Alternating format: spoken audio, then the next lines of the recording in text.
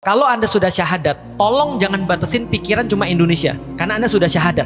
Anda ketika bersyahadat itu Anda sudah jadi makhluk internasional, paham maksudnya? Karena syahadat itu internasional, mohon maaf.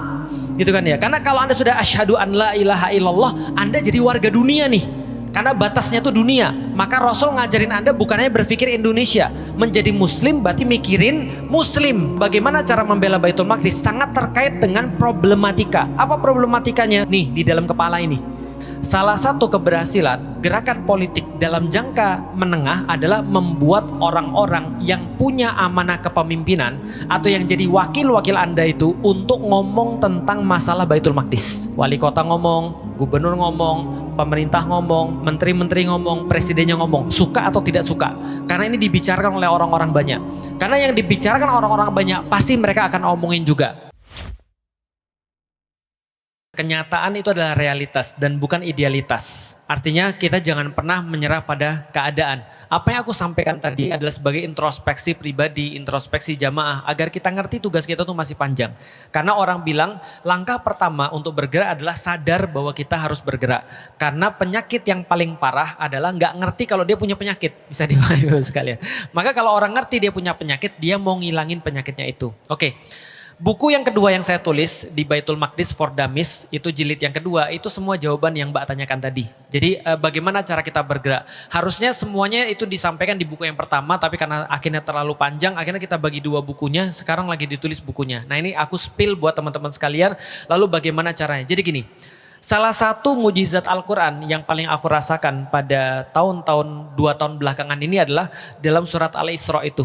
Dalam surat Al-Isra ayat ke-6 Allah sampaikan bahwasanya kehancuran orang-orang Bani Israel itu 2 kali.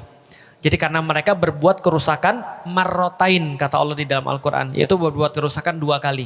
Nah Allah sampaikan juga bahwa kerusakan pertama dan kerusakan kedua ini akan dihilangkan atau akan diselesaikan oleh kata Allah ibadan lana, yaitu adalah hamba-hamba kami. Yang seperti apa? Uli ba'sin syadid, yang mereka ini adalah orang-orang yang mempunyai kekuatan yang sangat perkasa. Nah, kalau kita lihat kerusakan yang pertama itu, ulama-ulama kontemporer yang modern mengartikan bahwasanya yang menyelesaikan ini adalah Rasulullah dan para sahabat. Yang kemarin sudah kita ceritakan bahwasanya tadi ya, Israel atau Bani Israel 2 kali berbuat kerusakan. Yang pertama dan kedua akan diselesaikan oleh karakter yang sama, namanya uli ba'sin syadid, yaitu adalah dalam terjemahan ulama kontemporer Rasulullah dan para sahabat. Yang diawali oleh Rasulullah dan diakhiri oleh Umar bin Khattab. Jadi kita tahu dulu karakter kayak apa yang harus kita munculin di tengah umat. Paham ya? Jadi karakter yang harus kita munculin di tengah umat adalah karakter Rasulullah Shallallahu Alaihi Wasallam yang mewujud seperti Umar bin Khattab. Dalam terus kemudian penaklukan Baitul Maqdis yang kedua, masih dalam kerusakan yang pertama, ini diselesaikan oleh Salahuddin Al-Ayyubi dan Nuruddin Zanki. Yang diinspirasi oleh siapa? Diinspirasi oleh ulama-ulama seperti Imam Ghazali dan juga guru-guru daripada Salahuddin Al-Ayyubi. Jadi sama, ada peran Rasulullahnya yaitu adalah peran ilmu, ada peran militer yang dilaksanakan seperti Umar bin Khattab. Bisa difahami ya, jadi karakternya seperti itu. Nah, sekarang bagaimana caranya short term, mid term, dan long term. Oke, coba bayangin, ini mungkin agak sedikit jelimet, tapi bukunya nanti ada juga. Nanti kalau misalnya nggak ngerti sekarang tinggal beli bukunya. Oke, promosi ya, bukan iklan. Oke, bayangin ini ada diagram X, ada diagram Y, ada diagram X. Diagram X ini adalah namanya timeline. Jadi waktu, short, mid, sama long, atau pendek, tengah, atau menengah, lalu kemudian panjang. Di sininya ini ada namanya jihad ilmu, jihad politik, jihad militer. Bisa dibayangin ya. Berarti kalau ditarik 3 bagi 3 ada 9 matriks tuh, ada 9 kotak. Nah itu yang sudah aku bahas di bukuku. Nah oke, yang pertama jihad ilmu. Dan Profesor Abdul Fattah Al-Awaisi sudah bilang kepada aku secara pribadi, dan dalam setiap terus kemudian forum-forum beliau, yang diharapkan pada orang Indonesia, yang sangat cocok dengan orang Indonesia, dan yang beliau kaji di dalam kajian-kajian dan riset beliau tentang geopolitik, Indonesia harus menempati sebuah posisi sentral dalam jihad ilmu. Itu yang pertama, dalam jihad ilmu. Jadi kita tuh porsinya jihad ilmu. Aku lalu nanya lagi, mengkonfirmasi, nanti videonya dikeluarin. Apakah orang Indonesia itu akan bisa berperan dalam jihad militer? Maka beliau diam lalu bilang gini, kayaknya itu lebih cocok pada negara-negara sekitar seperti Turki, Mesir, Suriah. Oke, sebelum aku jelasin lagi, aku coba bahas sedikit. Watini wazaitun waturisi wahadzal baladil amin. Itu berkaitan dengan geopolitik Baitul Maqdis. Bahwasanya Baitul Maqdis sebagai watini wazaitun itu punya dua sayap. Sayap yang pertama adalah Mesir, waturisinin wahadzal baladil amin, yaitu adalah Hijaz. Dan yang namanya Baitul Maqdis dan Syam itu berada di tengah-tengah. Kira-kira seperti itu. Artinya harus ada bantuan dari dua itu. Secara geopolitik katanya profesor, mereka lebih layak untuk menempati itu. Artinya bukan kita tidak diharapkan dalam jihad militer, tapi itu lebih kepada kewajiban orang-orang yang ada di sana. Bisa dipahami ya? Artinya kalau orang-orang Indonesia dari dulu memang terkenalnya pencari ilmu. Kalau soal misalnya perang atau soal misalnya militer, itu Turki badannya lebih gede-gede secara badan, dan secara tempat mereka lebih dekat dengan itu. Maka kita harus tahu dulu fokus kita adalah pada jihad ilmu. Itu yang pertama. Oke, jihad ilmu yang bersifat short term, yaitu adalah bagaimana caranya untuk menyampaikan ilmu-ilmu tentang Baitul Maqdis agar dipahami oleh orang-orang. Itu short termnya. Lalu kemudian mid termnya adalah kalau kata profesor terjadinya Thaqafatul Baitul Maqdis di antara manusia. Contoh kayak gini ya, lihat ya. Sekarang aku mau nanya, kalau Bapak Ibu lagi seneng banget, apa yang Bapak Ibu lakukan? Apa misalnya? Kalau kita lagi seneng banget, bersyukur dengan cara apa?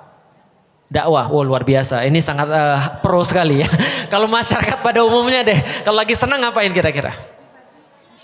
Healing kemana? Luar negeri, kemana misalnya?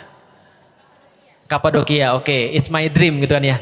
Taruh gini, orang Indonesia yang normal ya, kalau lagi seneng banget, aku akan pergi ke Mekah, umroh, gitu kan ya. Di zaman Rasulullah, karena Mekahnya itu belum bisa untuk diakses, alias belum bisa dilakukan, mereka juga bukan pengen pergi umroh, tapi mereka bilang apa? Aku pengen pergi ke Baitul Maqdis. Paham maksudnya? Dari pejabat sampai pembantu, ngomongnya begitu. Nah, maka kata profesor, mid termnya atau jangka menengahnya orang punya sakofatul Baitul Maqdis atau punya sakofa tentang Baitul Maqdis, dia terus kemudian menjadikan itu sebagai cita-cita besar. Bisa dipahami ya? Oh, kita masih banyak urusan dalam negeri. Guys, ingat ya. Sekali lagi aku mau kasih tahu, kalau Anda sudah syahadat, tolong jangan batasin pikiran cuma Indonesia, karena Anda sudah syahadat. Jadi bayangin ya, Anda ketika bersyahadat itu Anda sudah jadi makhluk internasional, paham maksudnya? Karena syahadat itu internasional, mohon maaf. Gitu kan ya. Karena kalau Anda sudah asyhadu an la ilaha illallah, Anda jadi warga dunia nih. Karena batasnya itu dunia. Maka Rasul ngajarin Anda bukannya berpikir Indonesia. Menjadi muslim berarti mikirin muslim, yang berarti seluruh dunia. Paham sampai di sini? Oke, berarti itu yang mid term. Long term adalah bagaimana ada satu lembaga, satu terus kemudian entitas yang mereka menyebarkan pemikiran tentang Baitul Maqdis secara luas. Itu yang paling atas.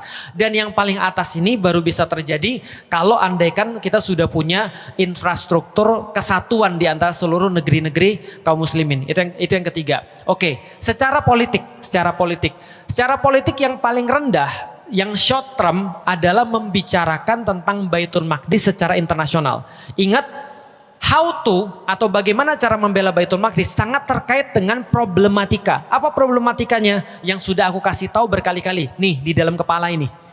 Termasuk yang tadi, udah jangan mikirin internasional. Indonesia masih banyak masalah. Itu salah satunya. Maka berbicara tentang short term adalah yang barusan aku kasih tahu pada Bapak Ibu sekalian. Aku kasih tahu berita tentang Gaza. Aku kasih tahu berita tentang Global March to Gaza. Aku ngasih tahu berita tentang bagaimana negara-negara dunia dan pandangannya terhadap Baitul Maqdis. Itu semuanya harus ngerti. Karena kita adalah satu kesatuan. Berbicara tentang politik itu tidak tabu. Itu short termnya.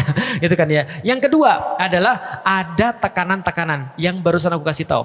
Yang aku buat di dalam matriks itu tadi, salah satu keberhasilan gerakan politik dalam jangka menengah adalah membuat orang-orang yang punya amanah kepemimpinan atau yang jadi wakil-wakil Anda itu untuk ngomong tentang masalah Baitul Maqdis.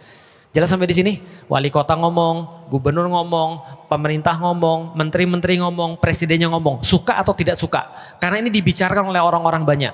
Karena yang dibicarakan orang-orang banyak pasti mereka akan omongin juga. Contoh ya, walaupun ini ya silakan lah ya, tapi ini contohnya, ijazah palsu misalnya, itu kan diomongin banyak orang tuh. Makanya diomongin juga sampai ke TV-TV, diomongin juga sampai ke menteri-menteri dan segala macam. Bisa dipahami sampai di titik ini, tapi aku pengen itu terjadi pada Baitul Maqdis. Jelas sampai di sini ya, itu mid termnya.